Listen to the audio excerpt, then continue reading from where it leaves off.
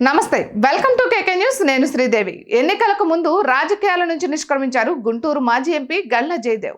ఆయన స్థానంలో పోటీ చేసిన మరో పారిశ్రామికవేత్త పెమ్మసాని చంద్రశేఖర్ ఎంపీ అయ్యారు. కేంద్ర సహాయ మంత్రిగా కూడా ఎంపికయ్యారు. ఒకవేళ గల్లా జయదేవ్ మూడోసారి పోటీ చేసి గెలిచి ఉంటే ఆయనే కేంద్ర కేబినెట్లో మంత్రి అయ్యేవారు. కానీ గత 5 ఏళ్లుగా జరిగిన రాజకీయాలను తలుచుకుని ఆయన నిష్క్రమించారు. ముఖ్యంగా వైసీపీ సర్కార్ గల్లా జయదేవ్ని వెంటాడింది. ఎన్ని రకాల ఇబ్బందులు పెట్టాలో అన్ని రకాలుగా పెట్టింది.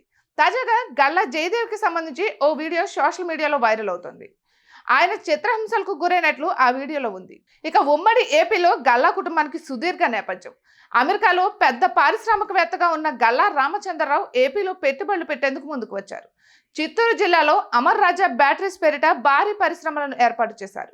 స్థానికంగా ప్రజలకు ఉద్యోగ ఉపాధి అవకాశాలు కల్పించేందుకు గాను పెద్ద ఎత్తున పరిశ్రమలు స్థాపించారు. ఏ ప్రభుత్వం అధికారంలో ఉన్నా ఆ కుటుంబానికి గౌరవం ఇస్తూ వచ్చింది. ఈ నేపథ్యంలో 2003లో పాదయాత్ర చేసిన రాజశేఖర రెడ్డి పిలుపు మేరకు కాంగ్రెస్ పార్టీలో చేరారు గల్లా అరుణ్ కుమారి. ఇక చంద్రగిరి నుంచి ఎమ్మెల్యేగా ఎన్నికైన ఆమె చంద్రశేఖర్ రెడ్డి కేబినెట్లో మంత్రిగా కూడా వ్యవహరించారు. ఇక రాజశేఖర రెడ్డి మరణం తర్వాత కాంగ్రెస్ పార్టీకి దూరమయ్యారు. తెలుగుదేశం పార్టీలో చేరారు. అటు రాజకీయాలు చేస్తూనే తమ పరిశ్రమలను తెలుగు రాష్ట్రాల్లో విస్తరించాలని భావించారు. ఇక 2014లో గుంటూరు నుంచి టీడీపీ అభ్యర్థిగా పోటీ చేసిన గల్లా జయదేవ్ ఎంపీగా ఎన్నికయ్యారు. స్వతహాగా పారిశ్రామికవేత్త కావడం, విద్యాధికుడు కావడంతో పార్లమెంట్లో గట్టిగానే మాట్లాడేవారు. ముఖ్యంగా రాష్ట్ర విభజన సమస్యలతో పాటు ప్రత్యేక హోదా గురించి గళమెత్తేవారు. అయితే ఎన్నికలకు ముందు రాజకీయాల నుంచి నిష్క్రమించారు గల్లా జయదేవ్. కొద్ది రోజుల పాటు రాజకీయాలకు దూరం అవుతానని చెప్పి మరీ బయటకు వెళ్లిపోయారు గల్లా జయదేవ్. ఈ నిర్ణయం అందరినీ ఆశ్చర్యపరిచిన తెర వెనుక గల్లా కుటుంబాన్ని జగన్ సర్కార్ వెంటాడినట్లు తాజాగా ప్రచారం సాగుతోంది.